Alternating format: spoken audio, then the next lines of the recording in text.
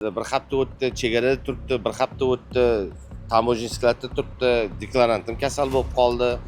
Oxiri keyin sizni mashinangiz emas ekan, u boshqa birovning mashinasi ekan. Bizlar ham shu ertayin deb tushuntirdi. Mana kelyapti. Oxirgi Qurbon hayitga o'sha bir kun oldin kelganda ham, "Oka, indinga olib ketasiz, mashinangiz bo'ldi, o'sha hayit o'tkazib kelinglar" dedi. Shu bilan haligacha yo'q dedi. Bular hech qanaqa mashinaga to'lov qilmagan ekan. Mashina ham yo'q. Bizni aldashgan ekan faqat. Uyimni sotamanmi, nima qilib bo'lsa ham pulinglarni beraman deb bizga yana yolg'on gapiryapti. Birortasi yo'q. Ani qizlar ham qochib ketgan, bizni to'lov qildirgan. Keyin kelgan mijozni bizni qaytarib yubordi. Men lichna o'zim bir ayol kishini, bir erkak kishini qaytarib yubordim. Bundan buyon endi menimcha ololmayman shekilli. Bir oydan bir kelyapman. Har kuni pashti, puldan darak yo'q. Boshida bilganimizda mana shu yerga kelib stol qo'yib o'tirib olgan bo'lardim, yolg'onga ishonmanglar. Biz Zamon o'z ijodkorlari Yunusoboddagi Jazz Auto Motors yonginasida turibmiz. Bu yerdagi odamlar mashina tanlash uchun emas, mashinalarni talab qilish uchun kelgan. Ular o'zlarini ana shu kompaniyaga aldanib qolganmiz deb hisoblashadi. Arzon mashina va'dasiga ishonganlar sarson. Toshkentda yana bir emchishi odamlarni chuv tushirdi. Zamon o'ziga kelgan murojaatga ko'ra Toshkentdagi yana bir kompaniya odamlarga mashina olib berishni va'da qilib ishonchiga kirgan. Emchishi avtomobilni arzon narxda va qulay shartlarda olib berishni va'da qilgan. Ammo pul to'langaniga oylar, ba'zilarda esa yillar bo'lganiga qaramay, mashinalardan hali ham darak yo'q. Ko'rdim, narxi arzon edi. Men qidirgan mashina, misol uchun men naqdga olmoqchi edim o'zi. Indeks bozorida topa olmadim. O'zim xohlagan mashinani. Keyin bularga kelsam, bular bor bizda deyishdi. Bularda narxi ham arzon edi. Endi men bular o'zi primoy logistika deb o'yladim bular. Logistika chunki logistika bilan narxi bir xil chiqyapti. Boshqa yo'ldan surishtirdim, logistika shunaqa olib kelyapti. Narxi bular aytdiki, kreditga dedi. Biz o'zimizning nomimizga olib kelamiz-da, siz o'zingizning nomingizda bo'ladi mashina, sizga kredit qilib beramiz dedi. Men kreditligini ishondim. Boshqa birov olsa ham kreditga ertaga mas'uliyati katta bo'ladi-ku kreditda. Shunaqa deb o'ylab, men 50% ga do'g'ri chiqarib berishdi. Mashina kelgandan keyin 50% ni to'laysan deyishdi. 30-35 kunda keladi deyishdi mashina. Shu bilan mana 20-noyabrda to'laganman, 25-yil haligacha jimjit. Murojaatchilarning so'zlariga ko'ra, kompaniya ijtimoiy tarmoqlarda jozibador e'lonlar berib kelgan. Ularda mashina bozordagidan ancha arzon narxda taklif qilingan. Bu takliflarga ishongan odamlar bor pullarini to'lagan. Hatto ayrimlari yangi mashina olish ilinjida eski avtomobillarni ham sotib yuborgan. Olexda reklama orqali ko'rganmiz, tanishganmiz bulardan. Reklama qilishgan. Shu narx-navosi sal ma'qul bo'lgani uchun bu yoqqa keldik. Da bu avtomashinasi to'lov qilganmiz. 34 million. O'sha Muhammad Diyor degan odamga bo'lib to'lashga-da, ya'ni 2 yilga bo'lib berasizlar degan hisobga o'shanga ishonib keldik. Men martda to'lov qilgan bo'lsam, 19-martda men haligacha mashina Bizni bankka olib borgan. Biz $14,000 to'lov qilganmiz Cheres bank orqali. O'shandan keyin 20 kunda keladi deyishdi. Keyin 20 kundan keyin telefon qilsak, sal zaddashga bo'lib qoldi. O'shandan keyin dokumentda muammo bo'ldi deyishdi. Vaqt o'tdi, oradan 2, 3, 4 oy o'tdi. 4 oydan keyin mashina keldi. Xo'p, O'zbekistonga kirib keldi. Navbati bilan topshiryapmiz deb shunaqa deyishdi. Ha, bo'pti dedik. Keyin oradan 2 oy o'tdi. Mana hozir 6 oy bo'ldi bizniki. Mashina tez orada keladi, hujjat ishlari cho'zildi. Navbat kutilyapti degan va'dalar bilan mijozlar vaqt o'tkazib kelishgan. Endi odamlar kutishdan natija yo'qligini tushunib yetishgan. Men 92 million topshirganman dekabrda. 12-19 shartnoma bilan o'sha Sevinch degan qiz bizani kutib olgan, operatori. Yaxshi va'dalar berishgan. Keyin hayitdan oldin hayitga olib kelib beramiz, doda mashinangizni deyishdi, biz ishondik mart oyida. Hayitdan oldin qani mashina desak, mana hozir Andijondan o'tdi, skladda dedi. Keyin bir haftadan keyin mana hayit bo'ladi ertaga, mashinamni olib kelib ber, baraka topib desak, yo'q, hozir o'shda turibdi mashinangiz dedi. O'shanda men bilib qoldim yolg'onligini. Korxona eshiklari yopiq, ular bugun ishlamayapti. Biz esa o'zini mana shu kompaniyaning rahbariman deb tanishtirgan Muhammad Diyorga qo'ng'iroq qilamiz. Assalomu alaykum. Yaxshimisiz? Muhammad Diyor sizmisiz? Korxonalarda mashina olib beryapsizlarmi hozir? Kim bo'lasiz siz? Muhammad Diyor, men Zamon o'z dasturidanman. Bu yerda odamlar bizga murojaat qilgan, sizdan intervyu olmoqchi edik biz. Intervyuni ertaga soat 10 da bersam bo'ladimi? Aniq berasizmi? Da, intervyu beraman. Hozirgi kunda adashmasam 3-may sanasidan sotuv shartnomalari to'xtatilgan vaqtinchalik. Nimaga? Sabab kelishi kerak bo'lgan mashinalarimiz kechki post mojoz xonasi bo'lib qolgan. O'zingiz qayerdasiz hozir? O'zi Farg'onada. Unda men sizni 10 da kutaman, xo'p? Rahmat, xo'p. Xo'p, charchadim.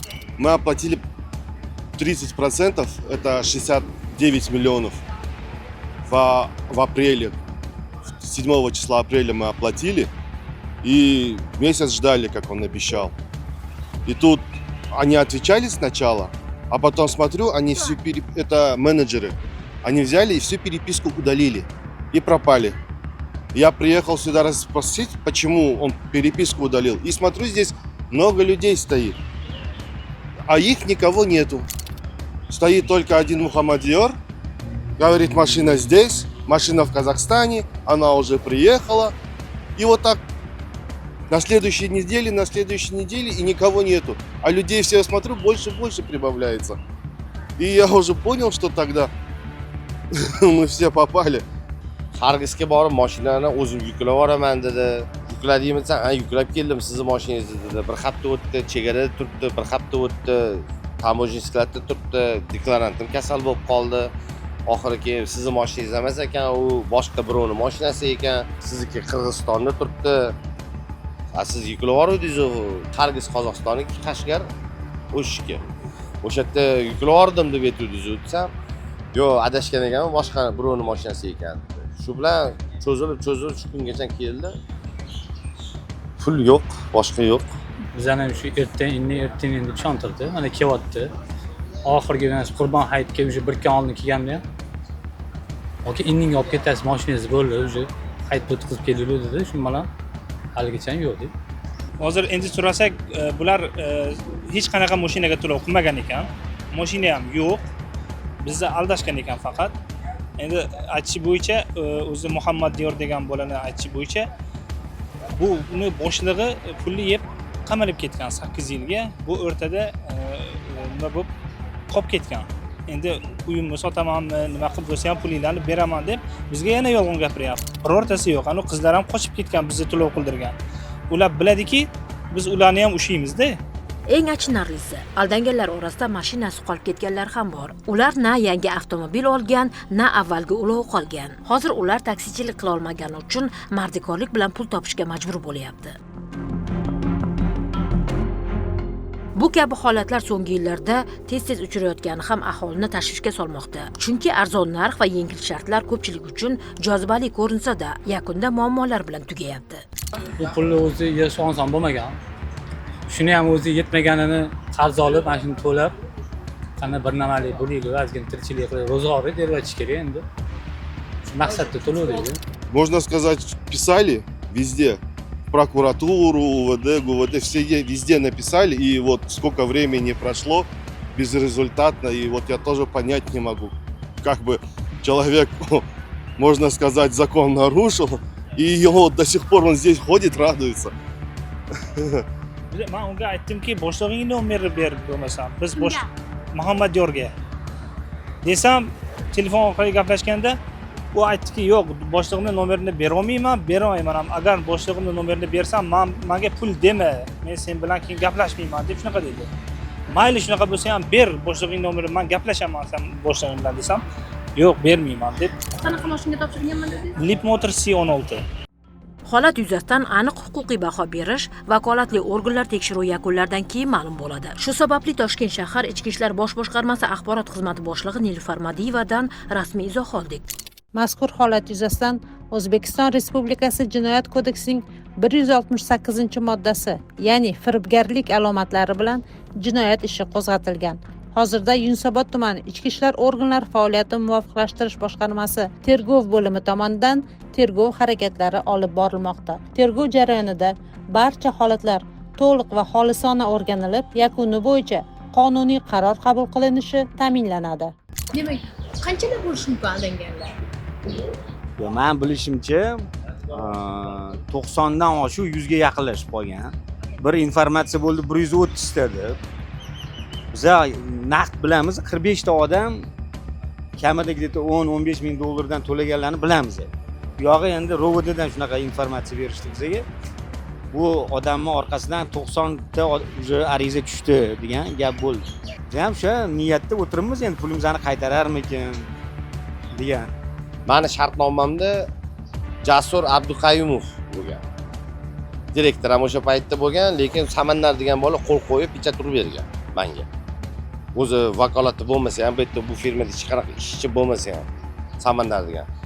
Sevinch degan qiz men bilan gaplashib, narx-navosini kelishib, mashinalarni ko'rsatib, rasmlarini boshqa mana shu mashina sizda bo'ladi deb Sevinch ishontirgan. Bir haftadan keyin mashina keladi deyilgan.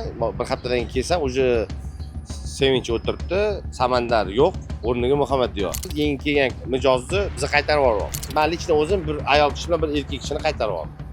U erkak kishi $100 zalog to'lab chiqqan. Mana shu mashinasiga o'tirayotganda qaytardim. U $100 ham 102 qilgan qaytarib olish uchun. O'sha zog'at kirdi, pulni bermadi orqaga. Xo'jayin olib chiqib ketib qoldi. Orqada eshigi yo'q, bitta eshik shu.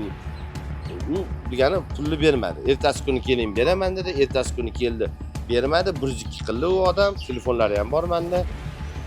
Inning ko'rimi bir mayda juda qilib oldilar u odam. $100 pulli. Bir ayol kishi do'gur ko'tarib chiqqanlarida zaklatdan qishmaloq qilmagan, bankka ketayotgan joylarda qaytardim ular. Ayni paytda mashinasini kutayotgan o'nlab odamlarni bir savol qiynamoqda. Va'da qilingan avtomobillar qachon beriladi yoki pullar qaytariladimi? Bu savollarga esa tekshiruv natijalari aniq javob berishi mumkin. Mashina uchun pul topshirganlar esa mas'uliyat cheklangan jamiyat rahbari va uning xodimlariga qat'iy chora ko'rishni so'rayapti. Bundan buyon endi menimcha ololmayman shekilli. Bir oydan bir kelyapman. Har kuni pashti, no puldan darak yo'q. Va'da katta. Mana ertaga mana. No yo'q. Men endi tushundimki, bo'ldi. Endi menimcha haqiqatdir murojaat qilish kerak. Sizlarga hozir aytamiz. Ish qilib sizlarniki o'tsin, chiqaringlar ijtimoiy tarmoqlarga, xudo xolisa bizning ishimizni yaxshilab ana qilib beringlar, imkon qadar oson qilib. Shu boshqa odamlar tushmasin duomiz shu tuzoqqa. Bular mana Sardor aytdilar, rostdan ham nechta odam qaytarib yubordik shu yerdan. Boshida bilganimizda mana shu kelib stol qo'yib o'tirib olgan bo'lardim, yolg'onga ishonmanglar. Biz endi ishonib qoldik, qolganlar endi ishonmasin. Biz ushbu va'daga muvofiq aytilgan vaqtda MChJ rahbari ekani aytilayotgan shaxsga qo'ng'iroq qildik, biroq bog'lanishning imkoni ham bo'lmadi, o'zi ham qayta aloqaga chiqmadi. Bizni ham mijozlar singari aldashdi shekilli.